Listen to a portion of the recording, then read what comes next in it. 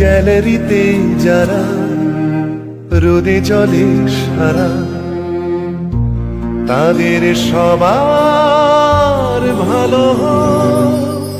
ঘুরিয়ে এসেছে আলো, সবাই বলছে আসি, তবে কি শুনিনি বেজেছে কোথাও খেলা ভাঙবার বাঁশি। বাঁশি যতবার বাজে শুরু শেষ আর মাঝে, ততবার করে শুরু হয় খেলা, শেষ হতে চায় না যে।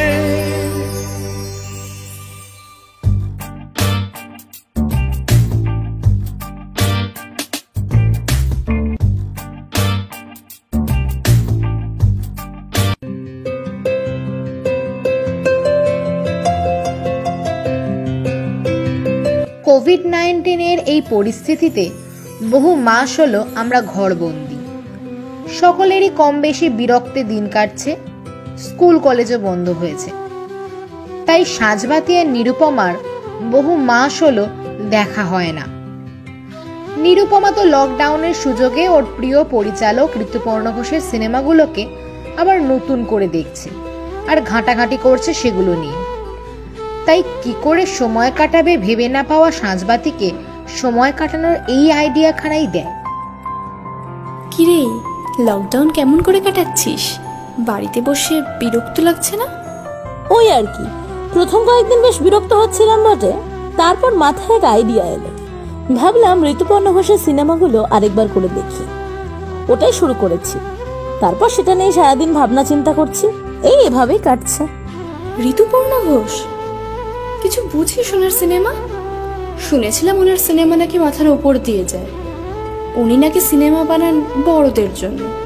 আমার তো মনের ভিতর দিয়ে যায় ভাই, শুনেছিলাম আবার কি, নিজে একবার দেখে তো দেখ। সত্যি কথা বলতে কি, আমি ওনার ওই দুটো সিনেমাই দেখেছি, বাড়িওয়ালি আর তিতলি। কিন্তু বিশ্বাস কর, কিচ্ছুটি বুঝিনি আমি। খুব পেনপেনানি গোছের সিনেমা। হাসালি বটে। কেন, হাসির মতো কি বললাম? না মানে তুই ঋতুপর্ণ ঘোষের সিনেমার শুধু প্যানপ্যানানিটা দেখলি, ওই সিনেমার সূক্ষ্মতা নিয়ে কিছু বললি না তো। এমন সূক্ষ্ম আর নিখুঁত পরিচালক সত্যজিৎ রায়ের পর আর কটা দেখেছিস বলতো? পাতি কথা হলো, আমি অত কঠিন সিনেমার ভাষা বুঝি না। সিনেমা দেখি ওই মজা নেওয়ার জন্য আর সময় কাটানোর জন্য। সিনেমা প্রেমী আমি নই, আর জীবনটাও আমার কাছে সিনেমা নয়। ঋতুপর্ণের সিনেমা মানেই তো যা কিছু সব গম্ভীর। আসলে সাঁঝবাতি এরকমই, ও সিনেমাটা দেখতে হয় বলে দেখে, বোঝার চেষ্টা করে না কখনো। আর ওর বদ্ধ ধারণা জীবনটা সিনেমা নয়, তাই সিনেমাটা সিনেমার মতোই নেওয়া উচিত, বেশি গভীরে না যাওয়াই ভালো। শোন সাঁঝবাতি, ঋতুপর্ণ ঘোষ সিনেমা আর এক নতুন ভাষার জন্ম দিয়েছে। অদ্ভুত এক সূক্ষ্মতা আছে ওনার সিনেমাগুলোতে। শুনেছি ওনার গলায় সুর ছিল না, তবু গানটা কি ভালো বুঝতেন, তাই না? ভাবতো তিতলি সিনেমার ওই মেকপিয়নের ব্যাগের ভিতর মন খারাপের দিস্তা গানটার কথা। একটা গান যেন পুরো সিনেমাটার গল্প বলে দিচ্ছে। যখনই গানটা চলে আমার চোখের সামনে যেন সিনেমাটা চলে। সিনেমা পাগল এই মানুষটা রবীন্দ্রনাথের প্রতিও পাগল ছিলেন। রবীন্দ্রনাথের গান আর কবিতাকে কি অসম্ভব সুন্দরভাবে ব্যবহার করেছেন ওনার সিনেমাগুলোতে।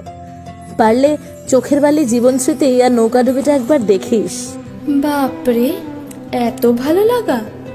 তার মানে ঋতুপর্ণ ঘোষ তোর কাছে সেরা পরিচালক, তাই তো? সেরা কিনা বলতে পারবো না, তবে ওনাকে বিশ্লেষণ করার ভাষা, যোগ্যতা বা ক্ষমতা কোনোটাই আমার নেই। সত্যজিৎ রায়ের পর এমন নিখুঁত পরিচালক আমি সত্যিই দেখিনি, যার সিনেমায় চিরুনির খসখস আওয়াজ থেকে শুরু করে নিঃশ্বাসের শব্দ পর্যন্ত শোনা যায়। না, তাহলে ভাবছি এবার ঋতুপর্ণ ঘোষের সিনেমাগুলো নিয়ে একটু ঘাটাঘাটি করি, কি বলিস? কোনো সমস্যায় পড়লে তুই তো আছিসই। অবশ্যই, আগে দেখা তো শুরু কর, তারপর তো আমি আছি। তবে তোকে একটা ব্যাপারে গ্যারান্টি দিতে পারি, ঋতুপর্ণ ঘোষের সিনেমা দেখে তুই এটা উপলব্ধি করতে পারবি যে জীবনটা সিনেমা না হলেও সিনেমাটা কারোর জীবন হতে পারে। এখন সাঁঝবাতি রোজ রাতে একটা করে ঋতুপর্ণ ঘোষের সিনেমা দেখে ঘুমোতে যায়। মাঝে মাঝে নিরুপমাকে ফোন করে প্রায় 1-2 ঘন্টা আলোচনা করে ঋতুপর্ণকে নিয়ে। ওনার সিনেমা দেখতে দেখতে আমরা যারা সিনেমা ভালোবাসি তারা বড় হয়ে উঠছি।